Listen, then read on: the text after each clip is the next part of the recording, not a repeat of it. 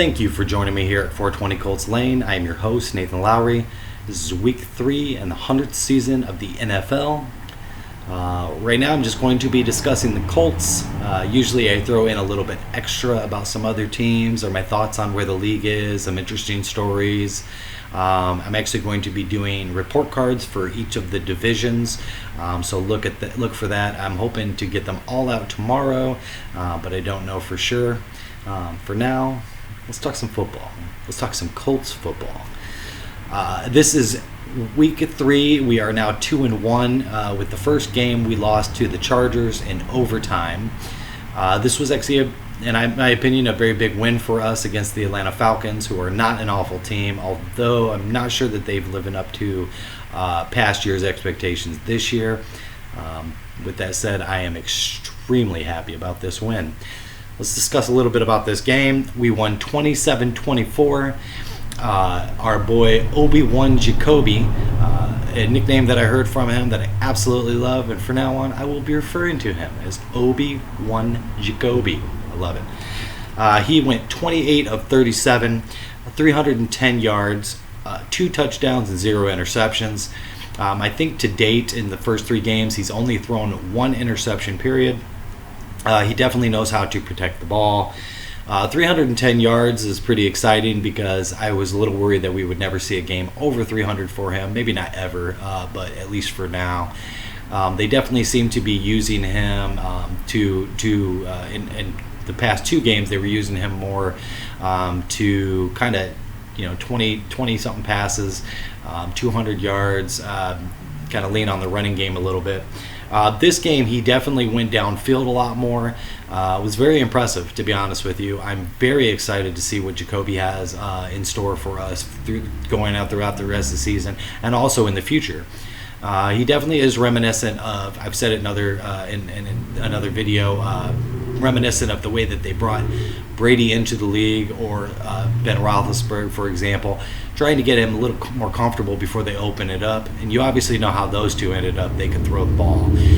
This wasn't a guy who stepped on the field like Patrick Mahomes and was throwing 400 to 500 yards in a game right away, but it definitely appears as if he has capability, according to the game plan, that he's able to go deep when he needs to, do the little dump out passes. But the most impressive thing is just his ball security and not making stupid mistakes. He's a very smart decision maker.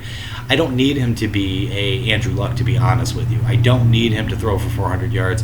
What I need for him is to do exactly what he's doing. He has low turnover rates, high percentage of completions, and we're 2-1, where I thought we would very much struggle this year. So far out the gate, we look pretty good. Those are Jacoby's stats. Max stats: 16 carries for 74 yards. That's a 4.6 average and 1 touchdown. Ultimately what you want out of your running back is between 4 and 5. He did his job, 4 or 5 average. He did his job. I wish he had a little bit more yardage. We got the win. Jacoby got more yardage, so I'm not complaining at all. Mac is definitely a really good running back. I love watching the way that he gets past the line patiently and then kind of opens it up, does a couple juke moves, makes people miss. He runs hard. I love it. I love watching it. And that doesn't seem to be going away. It seems to be pretty consistent, and I'm pretty happy about that. In the receiving game, we had T.Y. Hilton stand out again, always. 8 receptions, 65 yards. It's only an 8.1 average, but he is very reliable, and I love that about him. He had 1 touchdown. Also Pascal, he had 2 receptions for 53 yards, which is 26.5 average per reception. That's very good. Again, like I said, I think they had a little bit more going down the field, opening it up with Jacoby than they've had in the past couple games. He had 1 touchdown as well, Pascal. By the way, our quarterback, Jacoby, gave it to 9 different receivers. That's 9 different receivers. So he is all about spreading the ball around. I absolutely love this style of play. Defensively, 0 sacks, only 1 interception. That was the Gathers interception. But we didn't have Darius Leonard, and that does change our schemes up a little bit. Walker fit in for him. He had a decent game.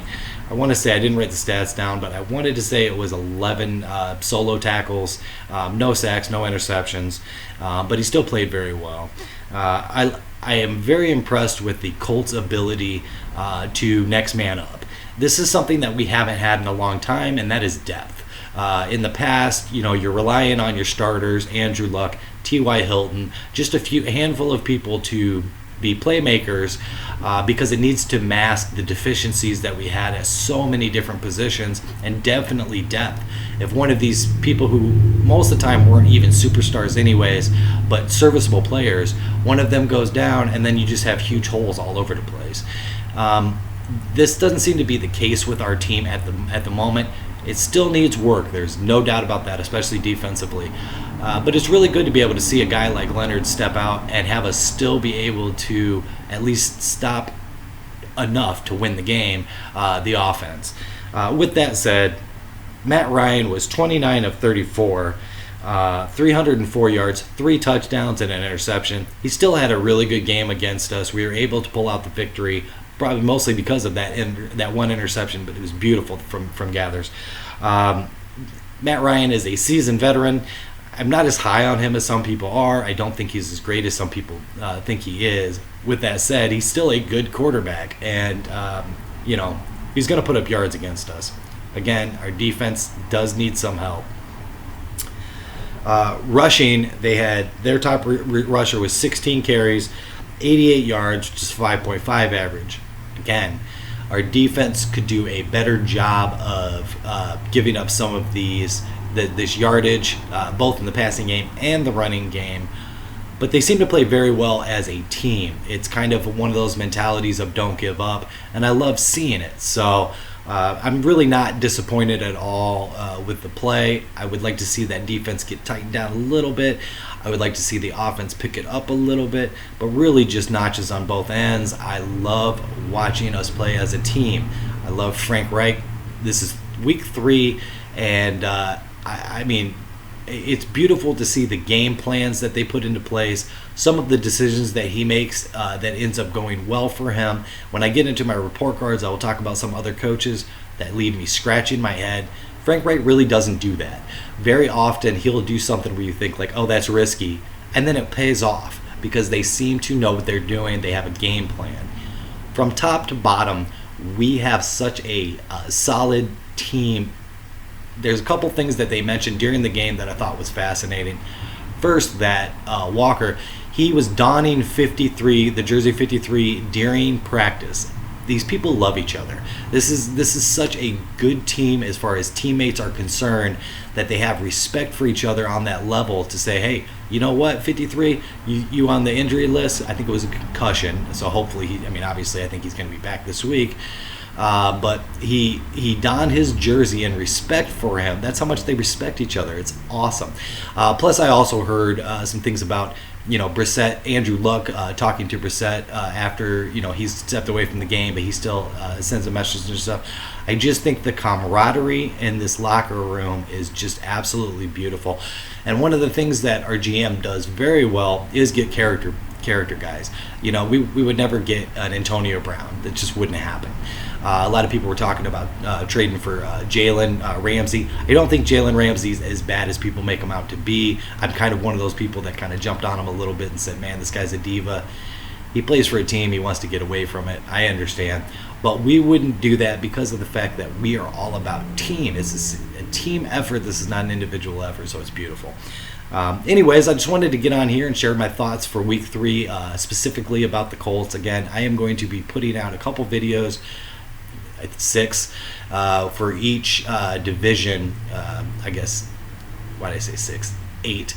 Last year, when I did my predictions for the teams at the end of the season, or the beginning of the season, I forgot to do the AFC East and the NFC East. I never did one for them, and that was a little disappointing to me. I had some problems with my camera. I had some problems with a couple of things, so I kind of got away from that. I wish I would have finished it, but hopefully tomorrow I will do all the divisions, so that way I can get a comprehensive report card. So look for that. If you like my content, give me a like, give me a subscribe. Thank you for joining me here for 420 Colts Lane, where I always take the high road. I appreciate you giving me a watch, and I look forward to hearing from you next time.